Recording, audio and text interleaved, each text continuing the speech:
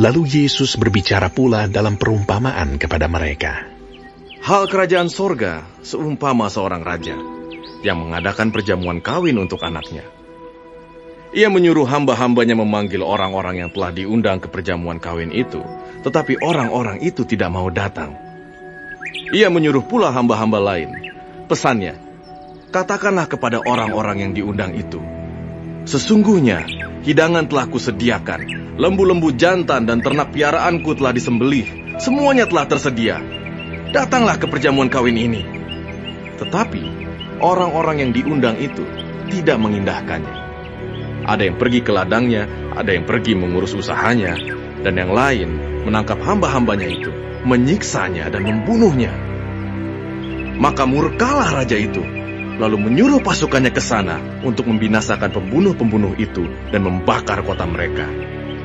Sesudah itu ia berkata kepada hamba-hambanya, perjamuan kawin telah tersedia, tetapi orang-orang yang diundang tadi tidak layak untuk itu. Sebab itu, pergilah ke persimpangan-persimpangan jalan dan undanglah setiap orang yang kamu jumpai di sana ke perjamuan kawin itu. Maka pergilah hamba-hamba itu, dan mereka mengumpulkan semua orang yang dijumpainya di jalan-jalan, orang-orang jahat dan orang-orang baik, sehingga penuhlah ruangan perjamuan kawin itu dengan tamu. Ketika raja itu masuk untuk bertemu dengan tamu-tamu itu, ia melihat seorang yang tidak berpakaian pesta. Ia berkata kepadanya, "Hai saudara, bagaimana engkau masuk kemari dengan tidak mengenakan pakaian pesta?" Tetapi orang itu diam saja. Lalu kata raja itu kepada hamba-hambanya, "Ikatlah kaki dan tangannya, dan campakkanlah orang itu ke dalam kegelapan yang paling gelap. Di sanalah akan terdapat ratap dan kertak gigi. Sebab banyak yang dipanggil, tetapi sedikit yang dipilih." Kemudian pergilah orang-orang Farisi.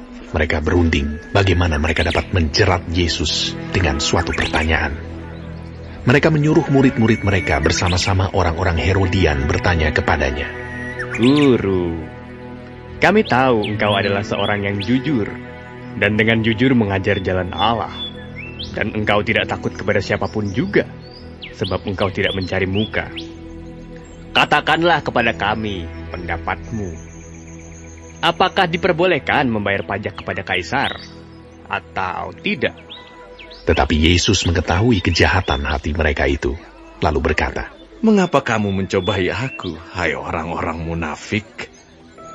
Tunjukkanlah kepadaku mata uang untuk pajak itu." Mereka membawa suatu dinar kepadanya. Maka ia bertanya kepada mereka, "Gambar dan tulisan siapakah ini?" Jawab mereka, "Gambar dan tulisan Kaisar." Lalu kata Yesus kepada mereka, "Berikanlah kepada Kaisar apa yang wajib kamu berikan kepada Kaisar, dan kepada Allah apa yang wajib kamu berikan kepada Allah." Mendengar itu, heranlah mereka, dan meninggalkan Yesus, lalu pergi. Pada hari itu, datanglah kepada Yesus beberapa orang Saduki yang berpendapat bahwa tidak ada kebangkitan. Mereka bertanya kepadanya, "Guru, Musa mengatakan bahwa jika seorang mati dengan tiada meninggalkan anak, saudaranya harus kawin dengan istrinya itu, dan membangkitkan keturunan bagi saudaranya itu. Tetapi di antara kami, ada 7 orang bersaudara. Yang pertama kawin, tetapi kemudian mati. Dan karena ia tidak mempunyai keturunan, ia meninggalkan istrinya itu bagi saudaranya. Demikian juga yang kedua, dan yang ketiga, sampai dengan yang ketujuh.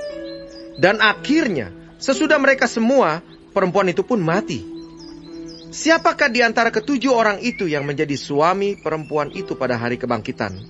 Sebab mereka semua telah beristikan dia." Yesus menjawab mereka, "Kamu sesat, sebab kamu tidak mengerti kitab suci maupun kuasa Allah. Karena pada waktu kebangkitan, orang tidak kawin dan tidak dikawinkan, melainkan hidup seperti malaikat di sorga. Tetapi, tentang kebangkitan orang-orang mati, tidakkah kamu baca apa yang difirmankan Allah ketika ia bersabda, 'Akulah Allah Abraham, Allah Ishak, dan Allah Yakub'? Ia bukanlah Allah orang mati, melainkan Allah orang hidup." Orang banyak yang mendengar itu takjub akan pengajarannya. Ketika orang-orang Farisi mendengar bahwa Yesus telah membuat orang-orang Saduki itu bungkam, Berkumpullah mereka, dan seorang dari mereka, seorang ahli Taurat, bertanya untuk mencobai dia. Guru, hukum manakah yang terutama dalam hukum Taurat? Jawab Yesus kepadanya, Kasihilah Tuhan Allahmu dengan segenap hatimu, dan dengan segenap jiwamu, dan dengan segenap akal budimu. Itulah hukum yang terutama dan yang pertama. Dan hukum yang kedua, yang sama dengan itu, ialah, kasihilah sesamamu manusia seperti dirimu sendiri. Pada kedua hukum inilah tergantung seluruh hukum Taurat dan kitab para nabi. Ketika orang-orang Farisi sedang berkumpul, Yesus bertanya kepada mereka, katanya, Apakah pendapatmu tentang Mesias? Anak siapakah dia? Kata mereka kepadanya, Anak Daud. katanya kepada mereka, Jika demikian, bagaimanakah Daud oleh pimpinan roh dapat menyebut dia tuannya? Ketika ia berkata, Tuhan telah berfirman kepada tuanku, duduklah di sebelah kananku, sampai musuh-musuhmu kutaruh di bawah kakimu. Jadi, jika Daud menyebut dia tuannya, bagaimana mungkin ia anaknya pula? tidak ada seorang pun yang dapat menjawabnya. Dan sejak hari itu, tidak ada seorang pun juga yang berani menanyakan sesuatu kepadanya.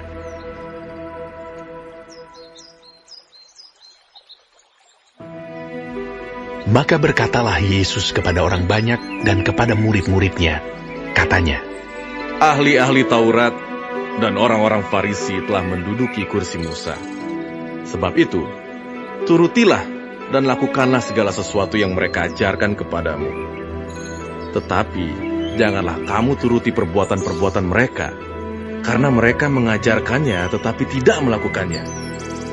Mereka mengikat beban-beban berat, lalu meletakkannya di atas bahu orang, tetapi mereka sendiri tidak mau menyentuhnya. Semua pekerjaan yang mereka lakukan hanya dimaksud supaya dilihat orang. Mereka memakai tali sembayang yang lebar dan jubah yang panjang. Mereka suka duduk di tempat terhormat dalam perjamuan dan di tempat terdepan di rumah ibadat. Mereka suka menerima penghormatan di pasar dan suka dipanggil rabi. Tetapi kamu, janganlah kamu disebut rabi, karena hanya satu rabimu dan kamu semua adalah saudara. Dan janganlah kamu menyebut siapapun bapa di bumi ini, karena hanya satu bapamu, yaitu Dia yang di sorga. Janganlah pula kamu disebut pemimpin, karena hanya satu pemimpinmu, yaitu Mesias. Barang siapa terbesar di antara kamu, hendaklah ia menjadi pelayanmu. Dan barang siapa meninggikan diri, ia akan direndahkan. Dan barang siapa merendahkan diri, ia akan ditinggikan. Celakalah kamu, hai ahli-ahli Taurat dan orang-orang Farisi. Hai kamu orang-orang munafik, karena kamu menutup pintu-pintu kerajaan sorga di depan orang. Sebab kamu sendiri tidak masuk, dan kamu merintangi mereka yang berusaha untuk masuk. Celakalah kamu, hai ahli-ahli Taurat dan orang-orang Farisi. Hai kamu orang-orang munafik, sebab kamu menelan rumah janda-janda, sedang kamu mengelabui mata orang dengan doa yang panjang-panjang. Sebab itu, kamu pasti akan menerima hukuman yang lebih berat. Celakalah kamu, hai ahli-ahli Taurat dan orang-orang Farisi. Hai kamu orang-orang munafik, sebab kamu mengarungi lautan dan menjelajah daratan untuk mentobatkan satu orang saja menjadi penganut agamamu. Dan sesudah ia bertobat, kamu menjadikan dia orang neraka yang 2 kali lebih jahat daripada kamu sendiri. Celakalah kamu, hai pemimpin-pemimpin buta yang berkata, bersumpah demi bait suci, sumpah itu tidak sah. Tetapi bersumpah demi emas bait suci, sumpah itu mengikat. Hai kamu orang-orang bodoh dan orang-orang buta, apakah yang lebih penting, emas atau bait suci yang menguduskan emas itu? Bersumpah demi mezbah, sumpah itu tidak sah. Tetapi bersumpah demi persembahan yang ada di atasnya, sumpah itu mengikat. Hai kamu orang-orang buta, apakah yang lebih penting? Persembahan atau mezbah yang menguduskan persembahan itu? Karena itu, barang siapa bersumpah demi mezbah, ia bersumpah demi mezbah dan juga demi segala sesuatu yang terletak di atasnya. Dan barang siapa bersumpah demi bait suci, ia bersumpah demi bait suci dan juga demi Dia yang diam di situ. Dan barang siapa bersumpah demi sorga, ia bersumpah demi tahta Allah, dan juga demi Dia yang bersemayam di atasnya. Celakalah kamu, hai ahli-ahli Taurat dan orang-orang Farisi, hai kamu orang-orang munafik. Sebab persepuluhan dari selasih, adas manis, dan jintan kamu bayar, tetapi yang terpenting dalam hukum Taurat kamu abaikan, yaitu keadilan dan belas kasihan dan kesetiaan. Yang satu harus dilakukan, dan yang lain jangan diabaikan. Hai kamu pemimpin-pemimpin buta, nyamuk kamu tapiskan dari dalam minumanmu, tetapi unta yang di dalamnya kamu telan. Celakalah kamu, hai ahli-ahli Taurat dan orang-orang Farisi, hai kamu orang-orang munafik.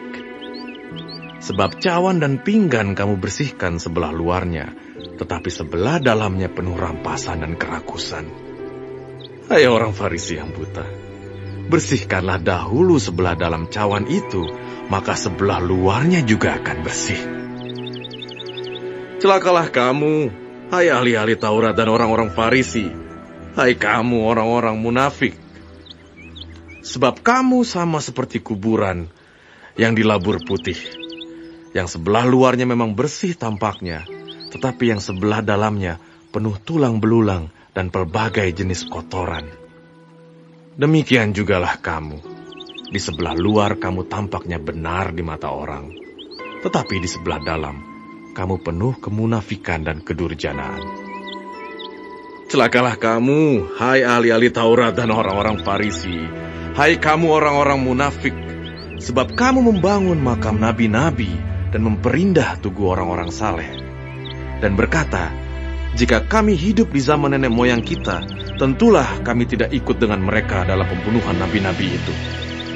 Tetapi dengan demikian, kamu bersaksi terhadap diri kamu sendiri bahwa kamu adalah keturunan pembunuh nabi-nabi itu. Jadi, penuhilah juga takaran nenek moyangmu. Hai kamu ular-ular, hai kamu keturunan ular beludak, bagaimanakah mungkin kamu dapat meluputkan diri dari hukuman neraka? Sebab itu, lihatlah, aku mengutus kepadamu nabi-nabi, orang-orang bijaksana dan ahli-ahli Taurat.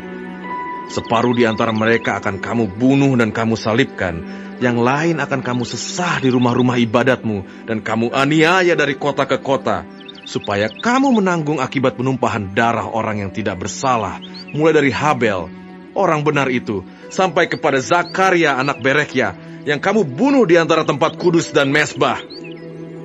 Aku berkata kepadamu, sesungguhnya semuanya ini akan ditanggung angkatan ini.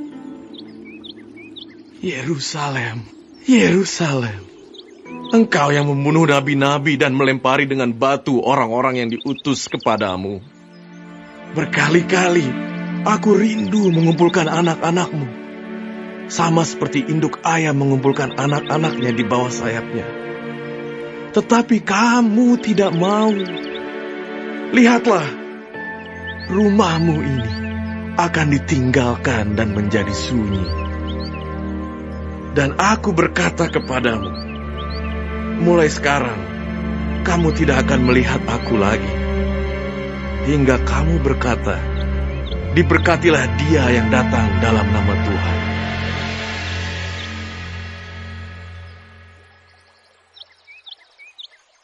Sesudah itu, Yesus keluar dari bait Allah, lalu pergi. Maka datanglah murid-muridnya dan menunjuk kepada bangunan-bangunan bait Allah. Ia berkata kepada mereka, kamu melihat semuanya itu? Aku berkata kepadamu, sesungguhnya tidak satu batu pun di sini akan dibiarkan terletak di atas batu yang lain. Semuanya akan diruntuhkan. Ketika Yesus duduk di atas bukit Zaitun, datanglah murid-muridnya kepadanya untuk bercakap-cakap sendirian dengan dia. Kata mereka, katakanlah kepada kami, bila manakah itu akan terjadi, dan apakah tanda kedatanganmu dan tanda kesudahan dunia? Jawab Yesus kepada mereka, waspadalah, supaya jangan ada orang yang menyesatkan kamu. Sebab banyak orang akan datang dengan memakai namaku, dan berkata, akulah Mesias, dan mereka akan menyesatkan banyak orang. kamu akan mendengar deru perang atau kabar-kabar tentang perang. Namun berawas-awaslah, jangan kamu gelisah. Sebab semuanya itu harus terjadi, tetapi itu belum kesudahannya. Sebab bangsa akan bangkit melawan bangsa, dan kerajaan melawan kerajaan. Akan ada kelaparan dan gempa bumi di berbagai tempat. Akan tetapi, semuanya itu barulah permulaan penderitaan menjelang zaman baru. Pada waktu itu, kamu akan diserahkan supaya disiksa, dan kamu akan dibunuh, dan akan dibenci semua bangsa oleh karena namaku. Dan banyak orang akan murtad, dan mereka akan saling menyerahkan dan saling membenci. Banyak nabi palsu akan muncul dan menyesatkan banyak orang. Dan karena makin bertambahnya kedurhakaan, maka kasih kebanyakan orang akan menjadi dingin. Tetapi orang yang bertahan sampai pada kesudahannya akan selamat. Dan Injil kerajaan ini akan diberitakan di seluruh dunia menjadi kesaksian bagi semua bangsa. Sesudah itu, barulah tiba kesudahannya. Jadi, apabila kamu melihat pembinasa keji berdiri di tempat kudus, menurut firman yang disampaikan oleh Nabi Daniel, para pembaca hendaklah memperhatikannya. Maka orang-orang yang di Yudea haruslah melarikan diri ke pegunungan. Orang yang sedang di peranginan di atas rumah, janganlah ia turun untuk mengambil barang-barang dari rumahnya. Dan orang yang sedang di ladang, janganlah ia kembali untuk mengambil pakaiannya. Celakalah ibu-ibu yang sedang hamil atau yang menyusukan bayi pada masa itu. Berdoalah supaya waktu kamu melarikan diri itu jangan jatuh pada musim dingin dan jangan pada hari Sabat. Sebab pada masa itu akan terjadi siksaan yang dahsyat seperti yang belum pernah terjadi sejak awal dunia sampai sekarang, dan yang tidak akan terjadi lagi. Dan sekiranya waktunya tidak dipersingkat, maka dari segala yang hidup tidak akan ada yang selamat. Akan tetapi, oleh karena orang-orang pilihan, waktu itu akan dipersingkat. Pada waktu itu, jika orang berkata kepada kamu, "Lihat, Mesias ada di sini," atau "Mesias ada di sana," jangan kamu percaya. Sebab Mesias-Mesias palsu dan nabi-nabi palsu akan muncul, dan mereka akan mengadakan tanda-tanda yang dahsyat dan mujizat-mujizat, sehingga sekiranya mungkin mereka menyesatkan orang-orang pilihan juga. Camkanlah, aku sudah mengatakannya terlebih dahulu kepadamu. Jadi, apabila orang berkata kepadamu, "Lihat, ia ada di padang gurun," janganlah kamu pergi ke situ. Atau, "Lihat, ia ada di dalam bilik," janganlah kamu percaya. Sebab sama seperti kilat memancar dari sebelah timur dan melontarkan cahayanya sampai ke barat, demikian pula lah kelak kedatangan Anak Manusia. Di mana ada bangkai, di situ burung nazar berkerumun. Segera sesudah siksaan pada masa itu, matahari akan menjadi gelap, dan bulan tidak bercahaya, dan bintang-bintang akan berjatuhan dari langit, dan kuasa-kuasa langit akan goncang. Pada waktu itu, akan tampak tanda Anak Manusia di langit, dan semua bangsa di bumi akan meratap, dan mereka akan melihat Anak Manusia itu datang di atas awan-awan di langit, dengan segala kekuasaan dan kemuliaannya.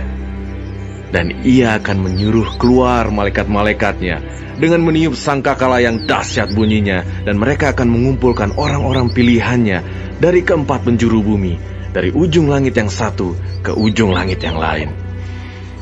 Tariklah pelajaran dari perumpamaan tentang pohon ara. Apabila ranting-rantingnya melembut dan mulai bertunas, kamu tahu bahwa musim panas sudah dekat. Demikian juga, jika kamu melihat semuanya ini, ketahuilah bahwa waktunya sudah dekat, sudah di ambang pintu. Ya, Tuhan. Aku berkata kepadamu, sesungguhnya angkatan ini tidak akan berlalu sebelum semuanya ini terjadi. Langit dan bumi akan berlalu, tetapi perkataanku tidak akan berlalu. Tetapi tentang hari dan saat itu, tidak seorang pun yang tahu. Malaikat-malaikat di sorga tidak, dan anak pun tidak. Hanya Bapa sendiri. Sebab sebagaimana halnya pada zaman Nuh, demikian pula halnya kelak pada kedatangan Anak Manusia.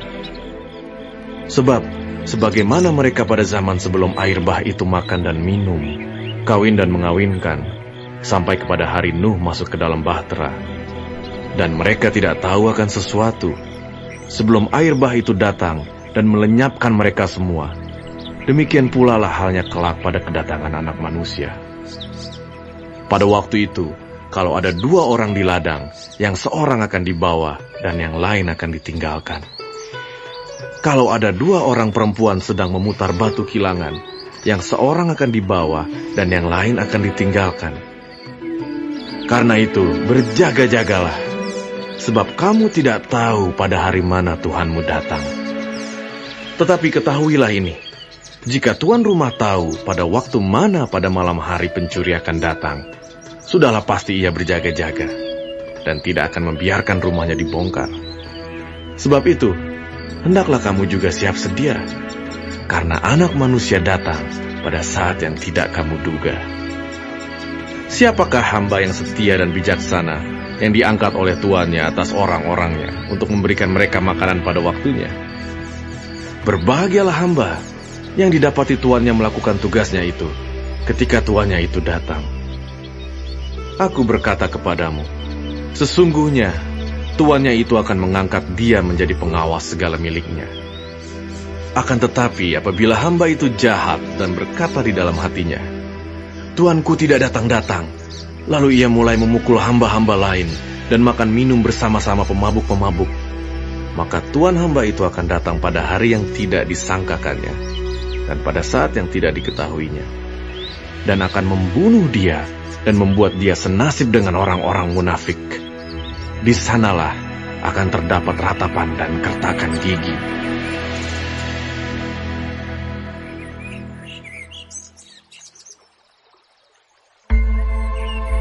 Pada waktu itu hal kerajaan sorga seumpama 10 gadis yang mengambil pelitanya dan pergi menyongsong mempelai laki-laki.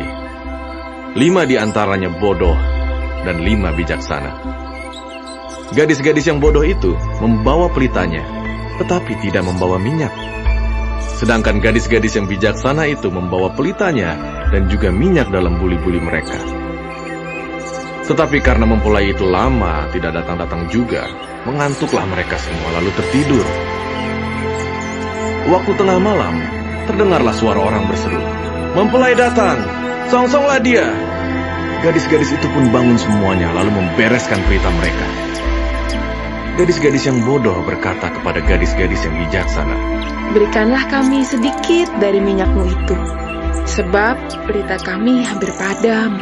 Tetapi jawab gadis-gadis yang bijaksana itu, "Tidak, nanti tidak cukup untuk kami dan untuk kamu. Lebih baik kamu pergi kepada penjual minyak dan beli di situ." Akan tetapi, waktu mereka sedang pergi untuk membelinya, datanglah mempelai itu, dan mereka yang telah siap sedia masuk bersama-sama dengan dia ke ruang perjamuan kawin. Lalu pintu ditutup.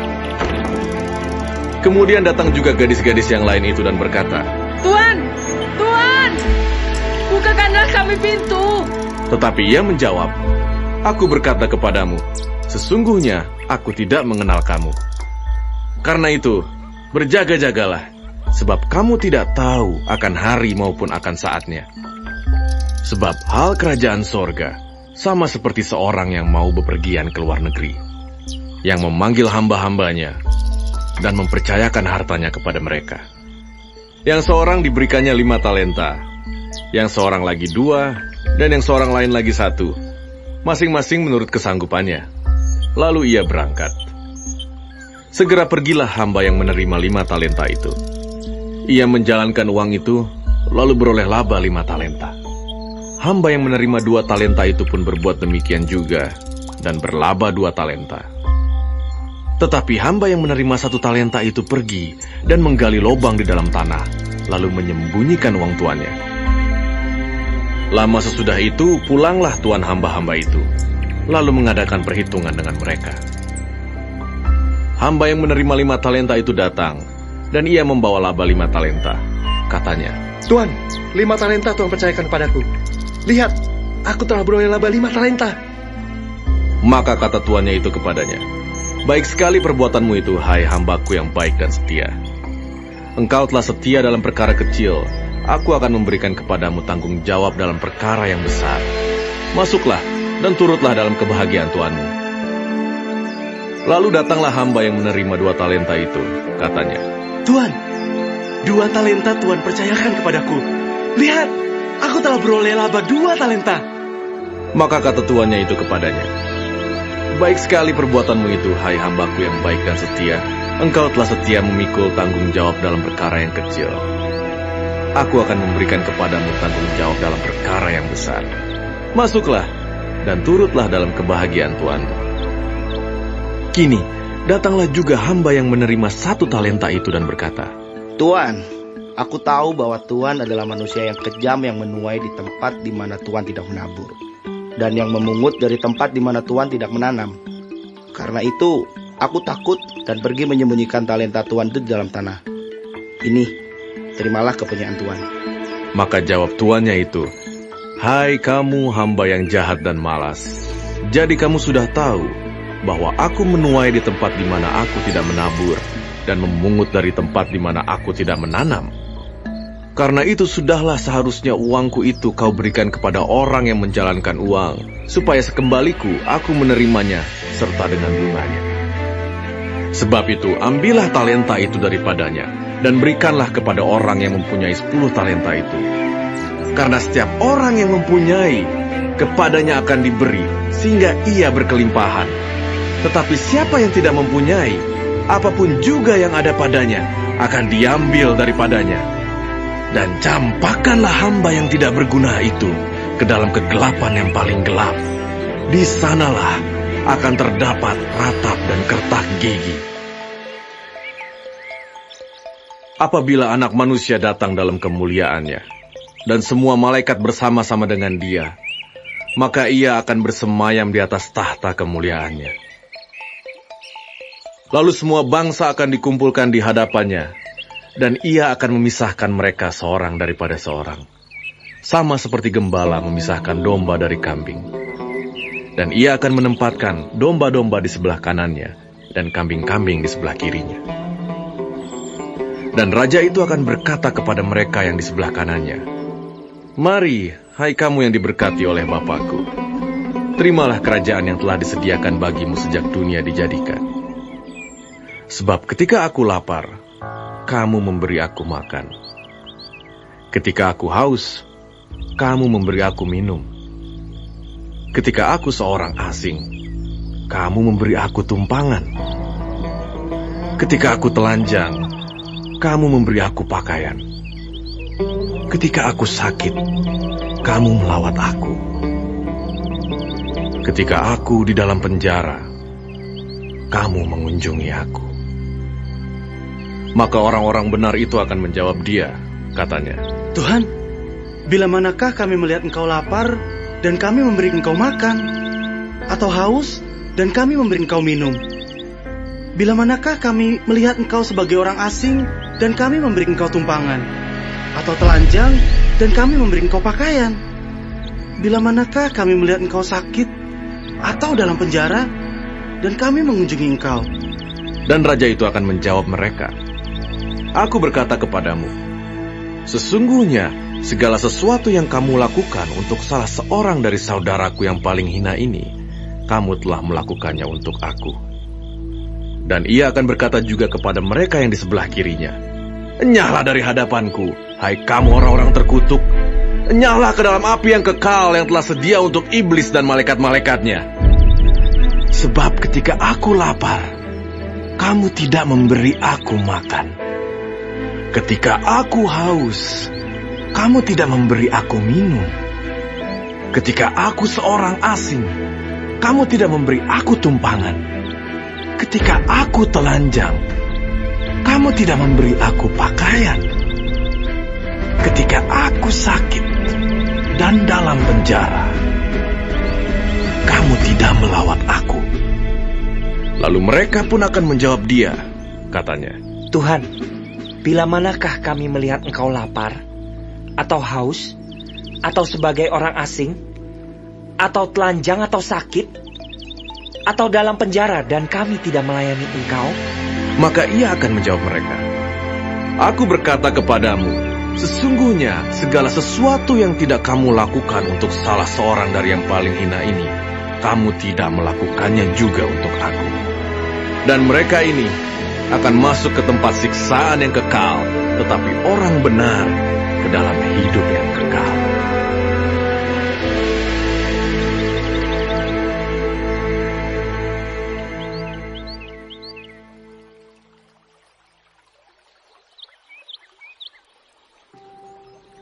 Setelah Yesus selesai dengan segala pengajarannya itu, berkatalah ia kepada murid-muridnya, Kamu tahu bahwa 2 hari lagi akan dirayakan Paskah. Maka anak manusia akan diserahkan untuk disalibkan.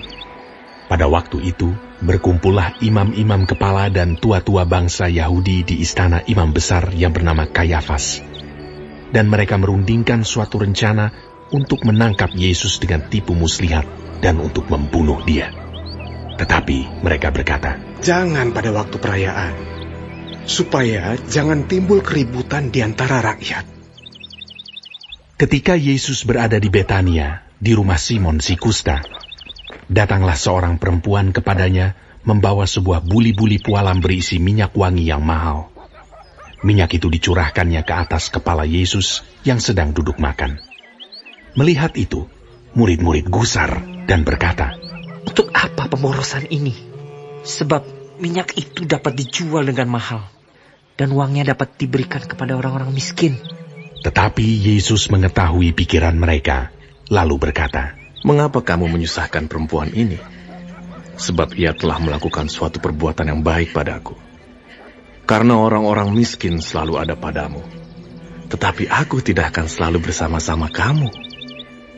Sebab dengan mencurahkan minyak itu ke tubuhku, ia membuat suatu persiapan untuk penguburanku. Aku berkata kepadamu, sesungguhnya, di mana saja Injil ini diberitakan di seluruh dunia, apa yang dilakukannya ini akan disebut juga untuk mengingat dia. Kemudian pergilah seorang dari ke-12 murid itu yang bernama Yudas Iskariot kepada imam-imam kepala. Ia berkata, Apa yang hendak kamu berikan kepadaku, supaya aku menyerahkan dia kepada kamu? Mereka membayar 30 uang perak kepadanya. Dan mulai saat itu, ia mencari kesempatan yang baik untuk menyerahkan Yesus. Pada hari pertama dari hari raya roti tidak beragi, datanglah murid-murid Yesus kepadanya dan berkata, Di mana engkau kehendaki kami mempersiapkan perjamuan Paskah bagimu? Jawab Yesus, Pergilah ke kota kepada si Anu, dan katakan kepadanya, Pesan guru, waktuku hampir tiba.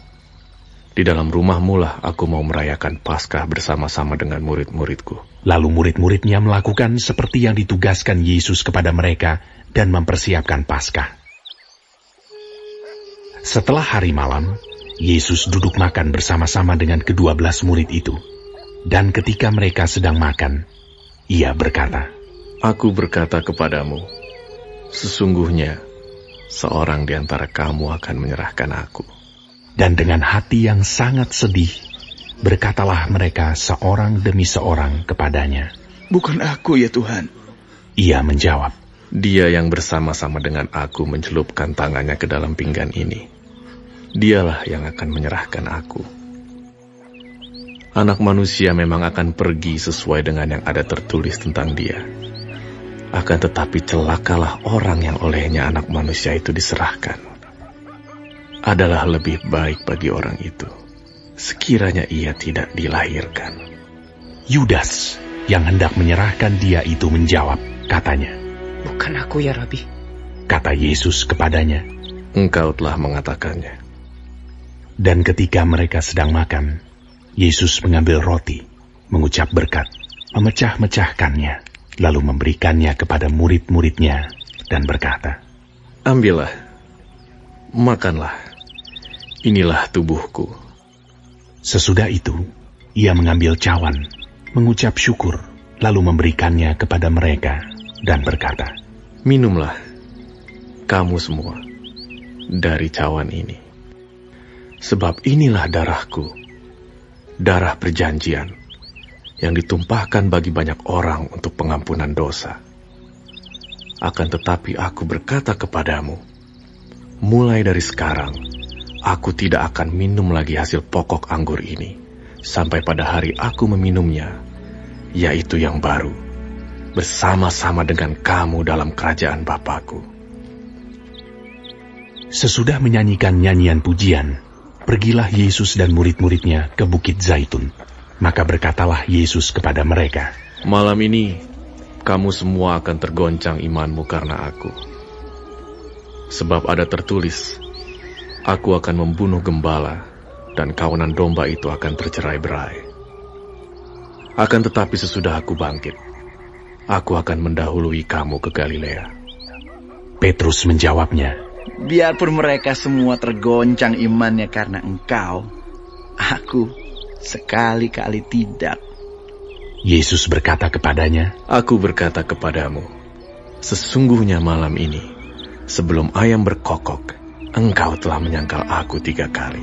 Kata Petrus kepadanya, sekalipun aku harus mati bersama-sama engkau, aku tak akan menyangkal engkau. Semua murid yang lain pun berkata demikian juga.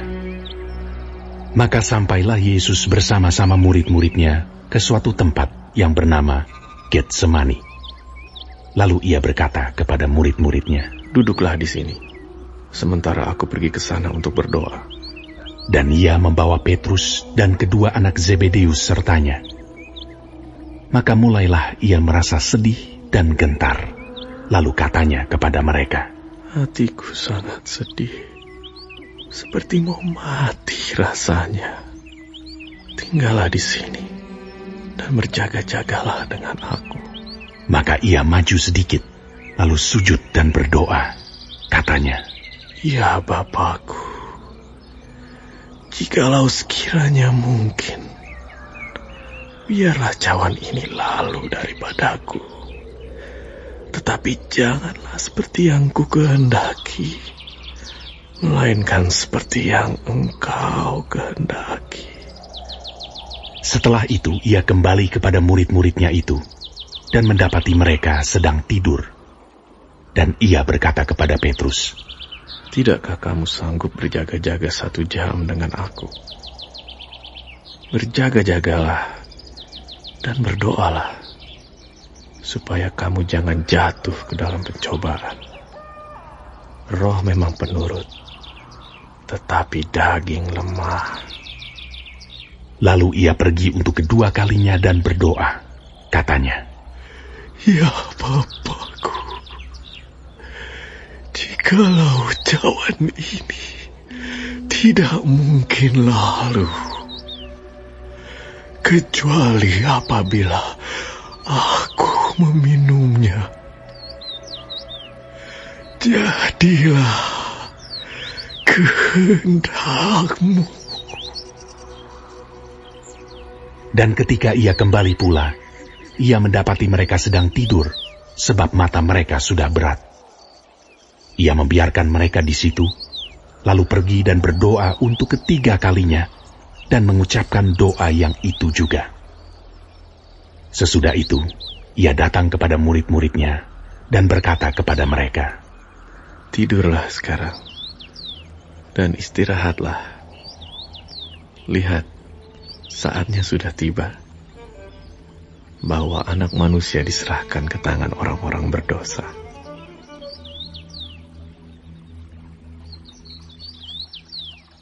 Bangunlah, marilah kita pergi. Dia yang menyerahkan aku sudah dekat. Waktu Yesus masih berbicara, datanglah Yudas, salah seorang dari ke-12 murid itu, dan bersama-sama dia, serombongan besar orang yang membawa pedang dan pentung, disuruh oleh imam-imam kepala dan tua-tua bangsa Yahudi. Orang yang menyerahkan dia telah memberitahukan tanda ini kepada mereka. Orang yang akan kucium, itulah dia. Tangkaplah dia. Dan segera ia maju mendapatkan Yesus dan berkata, Salam. Lalu mencium dia. Tetapi Yesus berkata kepadanya, hai teman, untuk itukah engkau datang? Maka majulah mereka memegang Yesus dan menangkapnya. Tetapi seorang dari mereka yang menyertai Yesus mengulurkan tangannya, menghunus pedangnya, dan meletakkannya kepada hamba imam besar sehingga putus telinganya. Maka kata Yesus kepadanya, "Masukkan pedang itu kembali ke dalam sarungnya, sebab barang siapa menggunakan pedang akan binasa oleh pedang. Atau kau sangka bahwa aku tidak dapat berseru kepada Bapakku, supaya ia segera mengirim lebih dari 12 pasukan malaikat membantu aku? Jika begitu, bagaimanakah akan digenapi yang tertulis dalam kitab suci yang mengatakan bahwa harus terjadi demikian?" Pada saat itu Yesus berkata kepada orang banyak, "Sangkamu aku ini penyamun, maka kamu datang lengkap dengan pedang dan pentung untuk menangkap aku. Padahal tiap-tiap hari aku duduk mengajar di bait Allah dan kamu tidak menangkap aku. Akan tetapi, semua ini terjadi supaya genap yang ada tertulis dalam kitab nabi-nabi." Lalu semua murid itu meninggalkan dia dan melarikan diri. Sesudah mereka menangkap Yesus, mereka membawanya menghadap Kayafas, imam besar. Di situ telah berkumpul ahli-ahli Taurat dan tua-tua. Dan Petrus mengikuti dia dari jauh sampai ke halaman imam besar. Dan setelah masuk ke dalam, ia duduk di antara pengawal-pengawal untuk melihat kesudahan perkara itu. Imam-imam kepala, malah seluruh mahkamah agama mencari kesaksian palsu terhadap Yesus supaya ia dapat dihukum mati. Tetapi mereka tidak memperolehnya, walaupun tampil banyak saksi dusta. Tetapi akhirnya tampillah 2 orang yang mengatakan, "Orang ini berkata, aku dapat merubuhkan bait Allah dan membangunnya kembali dalam 3 hari. Lalu imam besar itu berdiri dan berkata kepadanya, "Tidakkah engkau memberi jawab atas tuduhan-tuduhan saksi-saksi ini terhadap engkau?" Tetapi Yesus tetap diam. Lalu kata imam besar itu kepadanya, "Demi Allah yang hidup, katakanlah kepada kami, apakah engkau Mesias, anak Allah atau tidak?" Jawab Yesus, "Engkau telah mengatakannya. Akan tetapi aku berkata kepadamu, mulai sekarang, kamu akan melihat Anak Manusia duduk di sebelah kanan yang Maha Kuasa dan datang di atas awan-awan di langit." Maka imam besar itu mengoyakkan pakaiannya dan berkata, "Ia menghujat Allah. Untuk apa kita perlu saksi lagi? Sekarang telah kamu dengar hujatnya. Bagaimana pendapat kamu?" Mereka menjawab dan berkata, "Ia harus dihukum mati." Lalu mereka meludahi mukanya dan meninjunya. Orang-orang lain memukul dia dan berkata, "Cobalah katakan kepada kami, hai Mesias, siapakah yang memukul engkau?" Sementara itu, Petrus duduk di luar di halaman. Maka datanglah seorang hamba perempuan kepadanya, katanya, "Engkau juga selalu bersama-sama dengan Yesus, orang Galilea itu." Tetapi ia menyangkalnya di depan semua orang, katanya, "Aku tidak tahu apa yang kau maksud." Ketika ia pergi ke pintu gerbang, seorang hamba lain melihat dia dan berkata kepada orang-orang yang ada di situ, "Orang ini bersama-sama dengan Yesus orang Nazaret itu." Dan ia menyangkalnya pula dengan bersumpah, "Aku tidak kenal orang itu." Tidak lama kemudian, orang-orang yang ada di situ datang kepada Petrus dan berkata, "Pasti engkau juga salah seorang dari mereka. Itu nyata dari bahasamu." Maka mulailah Petrus mengutuk dan bersumpah, "Aku tidak kenal orang itu." Dan pada saat itu, berkokoklah ayam. Maka teringatlah Petrus akan apa yang dikatakan Yesus kepadanya, "Sebelum ayam berkokok, engkau telah menyangkal aku 3 kali." Lalu ia pergi keluar dan menangis dengan sedihnya.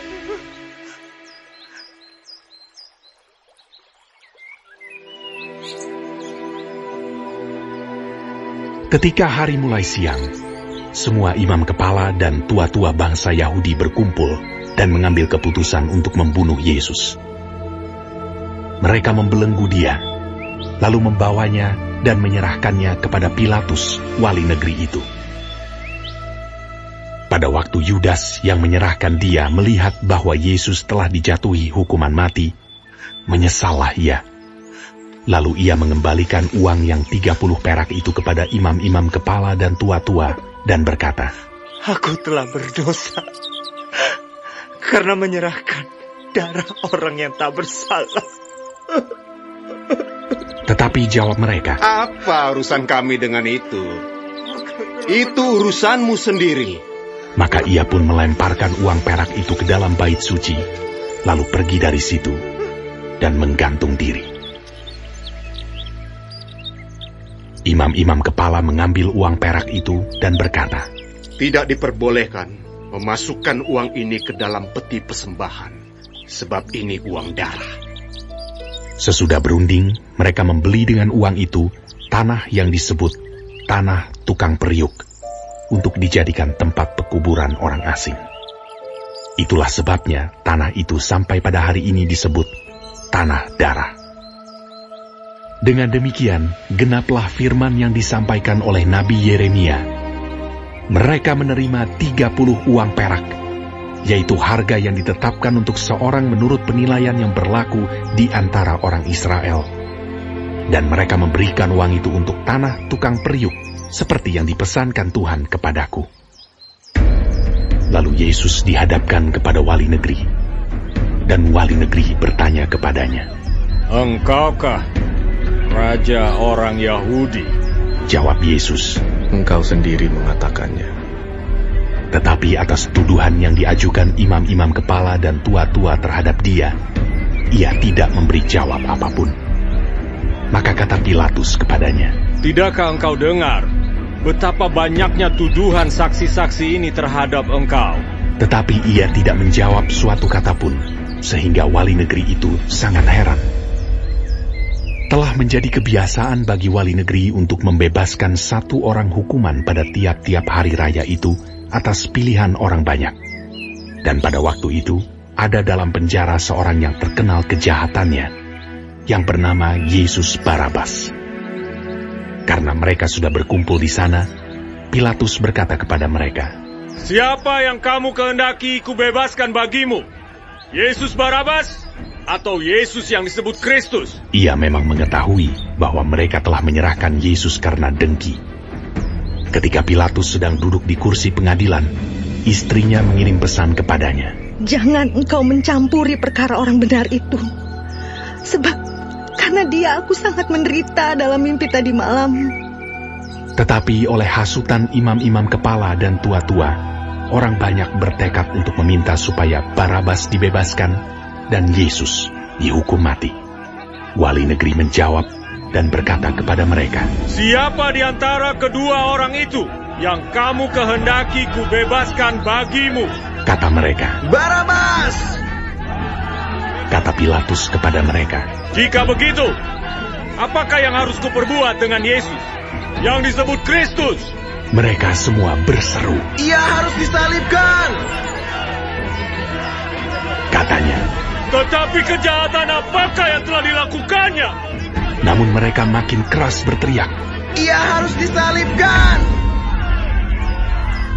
Ketika Pilatus melihat bahwa segala usaha akan sia-sia, malah sudah mulai timbul kekacauan, ia mengambil air dan membasuh tangannya di hadapan orang banyak dan berkata, "Aku tidak bersalah terhadap darah orang ini.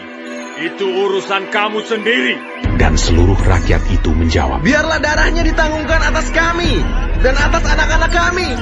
Lalu ia membebaskan Barabas bagi mereka, tetapi Yesus disesahnya, lalu diserahkannya untuk disalibkan. Kemudian serdadu-serdadu wali negeri membawa Yesus ke gedung pengadilan, lalu memanggil seluruh pasukan berkumpul sekeliling Yesus. Mereka menanggalkan pakaiannya dan mengenakan jubah ungu kepadanya. Mereka menganyam sebuah mahkota duri dan menaruhnya di atas kepalanya, lalu memberikan dia sebatang buluh di tangan kanannya. Kemudian mereka berlutut di hadapannya dan mengolok-olokkan dia, katanya, "Salam, hai Raja orang Yahudi." Mereka meludahinya dan mengambil buluh itu dan memukulkannya ke kepalanya. Sesudah mengolok-olokkan dia, mereka menanggalkan jubah itu daripadanya dan mengenakan pula pakaiannya kepadanya. Kemudian mereka membawa dia keluar untuk disalibkan. Ketika mereka berjalan keluar kota, mereka berjumpa dengan seorang dari Kirene yang bernama Simon. Orang itu mereka paksa untuk memikul salib Yesus. Maka sampailah mereka di suatu tempat yang bernama Golgota, artinya tempat tengkorak. Lalu mereka memberi dia minum anggur bercampur empedu. Setelah ia mengecapnya, ia tidak mau meminumnya. Sesudah menyalibkan dia, mereka membagi-bagi pakaiannya dengan membuang undi. Lalu mereka duduk di situ menjaga dia. Dan di atas kepalanya terpasang tulisan yang menyebut alasan mengapa ia dihukum. Inilah Yesus, Raja orang Yahudi. Bersama dengan dia disalibkan 2 orang penyamun, seorang di sebelah kanan dan seorang di sebelah kirinya. Orang-orang yang lewat di sana menghujat dia, dan sambil menggelengkan kepala, mereka berkata, "Hai engkau yang mau merubuhkan bait suci dan mau membangunnya kembali dalam 3 hari, selamatkanlah dirimu. Jikalau engkau anak Allah, turunlah dari salib itu." Demikian juga imam-imam kepala bersama-sama ahli-ahli Taurat dan tua-tua mengolok-olokkan dia, dan mereka berkata, "Orang lain ia selamatkan, tetapi dirinya sendiri tidak dapat ia selamatkan. Ia Raja Israel." Hah? Baiklah, ia turun dari salib itu, dan kami akan percaya kepadanya. Ia menaruh harapannya pada Allah. Baiklah Allah menyelamatkan dia, jikalau Allah berkenan kepadanya. Karena ia telah berkata, "Aku adalah anak Allah."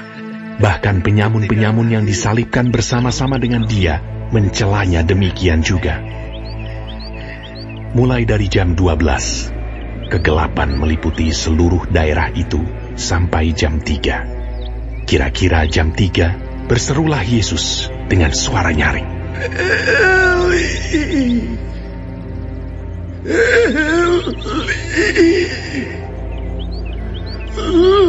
lama sabachthani." Artinya, "Allahku, Allahku, mengapa engkau meninggalkan aku?" Mendengar itu, beberapa orang yang berdiri di situ berkata, "Ia memanggil Elia." Dan segeralah datang seorang dari mereka. Ia mengambil bunga karang, mencelupkannya ke dalam anggur asam, lalu mencucukkannya pada sebatang buluh, dan memberi Yesus minum. Tetapi orang-orang lain berkata, "Jangan, baiklah kita lihat, apakah Elia datang untuk menyelamatkan dia." Yesus berseru pula dengan suara nyaring, lalu menyerahkan nyawanya. Dan lihatlah, tabir bait suci terbelah 2 dari atas sampai ke bawah. Dan terjadilah gempa bumi, dan bukit-bukit batu terbelah, dan kuburan-kuburan terbuka, dan banyak orang kudus yang telah meninggal bangkit. Dan sesudah kebangkitan Yesus, mereka pun keluar dari kubur, lalu masuk ke kota kudus dan menampakkan diri kepada banyak orang. Kepala pasukan dan prajurit-prajuritnya yang menjaga Yesus menjadi sangat takut ketika mereka melihat gempa bumi dan apa yang telah terjadi. Lalu berkata, "Sungguh, ia ini adalah anak Allah." Dan ada di situ banyak perempuan yang melihat dari jauh, yaitu perempuan-perempuan yang mengikuti Yesus dari Galilea untuk melayani dia. Di antara mereka terdapat Maria Magdalena dan Maria ibu Yakobus dan Yusuf, dan ibu anak-anak Zebedeus. Menjelang malam, datanglah seorang kaya, orang Arimatea yang bernama Yusuf, dan yang telah menjadi murid Yesus juga. Ia pergi menghadap Pilatus dan meminta mayat Yesus. Pilatus memerintahkan untuk menyerahkannya kepadanya.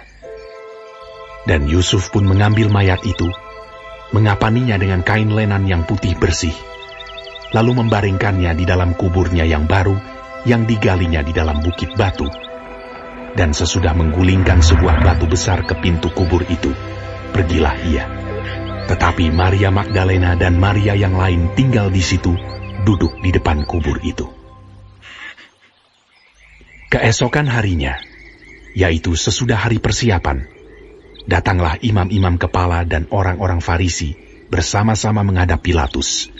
Dan mereka berkata, "Tuan, kami ingat bahwa si penyesat itu sewaktu hidupnya berkata, sesudah 3 hari, aku akan bangkit.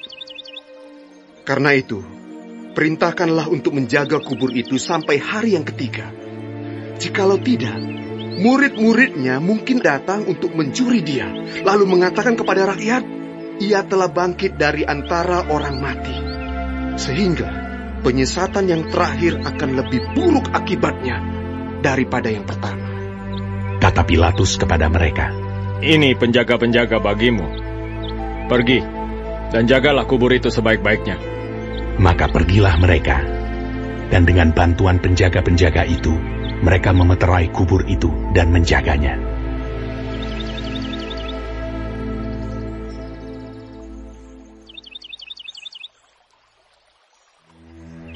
Setelah hari Sabat lewat, menjelang menyingsingnya fajar pada hari pertama minggu itu, pergilah Maria Magdalena dan Maria yang lain menengok kubur itu.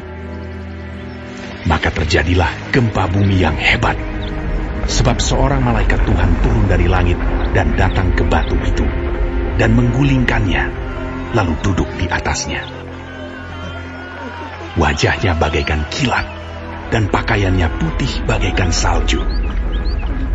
Dan penjaga-penjaga itu gentar ketakutan dan menjadi seperti orang-orang mati. Akan tetapi malaikat itu berkata kepada perempuan-perempuan itu, janganlah kamu takut, sebab aku tahu kamu mencari Yesus yang disalibkan itu. Ia tidak ada di sini, sebab ia telah bangkit, sama seperti yang telah dikatakannya. Mari, lihatlah tempat ia berbaring. Dan segeralah pergi dan katakanlah kepada murid-muridnya bahwa ia telah bangkit dari antara orang mati. Ia mendahului kamu ke Galilea. Di sana kamu akan melihat dia. Sesungguhnya aku telah mengatakannya kepadamu. Mereka segera pergi dari kubur itu dengan takut dan dengan sukacita yang besar, dan berlari cepat-cepat untuk memberitahukannya kepada murid-murid Yesus. Tiba-tiba Yesus berjumpa dengan mereka dan berkata, salam bagimu. Mereka mendekatinya dan memeluk kakinya serta menyembahnya. Maka kata Yesus kepada mereka, jangan takut. Pergi dan katakanlah kepada saudara-saudaraku, supaya mereka pergi ke Galilea. Dan di sanalah mereka akan melihat aku. Ketika mereka di tengah jalan, datanglah beberapa orang dari penjaga itu ke kota dan memberitahukan segala yang terjadi itu kepada imam-imam kepala. Dan sesudah berunding dengan tua-tua, mereka mengambil keputusan, lalu memberikan sejumlah besar uang kepada serdadu-serdadu itu, dan berkata, kamu harus mengatakan bahwa murid-muridnya datang malam-malam dan mencurinya ketika kamu sedang tidur. Dan apabila hal ini kedengaran oleh wali negeri, kami akan berbicara dengan dia, sehingga kamu tidak beroleh kesulitan apa-apa. Mereka menerima uang itu dan berbuat seperti yang dipesankan kepada mereka. Dan cerita ini tersiar di antara orang Yahudi sampai sekarang ini. Dan ke-11 murid itu berangkat ke Galilea, ke bukit yang telah ditunjukkan Yesus kepada mereka. Ketika melihat dia, mereka menyembahnya, tetapi beberapa orang ragu-ragu. Yesus mendekati mereka dan berkata, kepadaku telah diberikan segala kuasa di sorga dan di bumi. Karena itu pergilah, jadikanlah semua bangsa muridku, dan baptislah mereka dalam nama Bapa dan Anak dan Roh Kudus. Dan ajarlah mereka melakukan segala sesuatu yang telah kuperintahkan kepadamu. Dan ketahuilah, aku menyertai kamu senantiasa sampai kepada akhir zaman.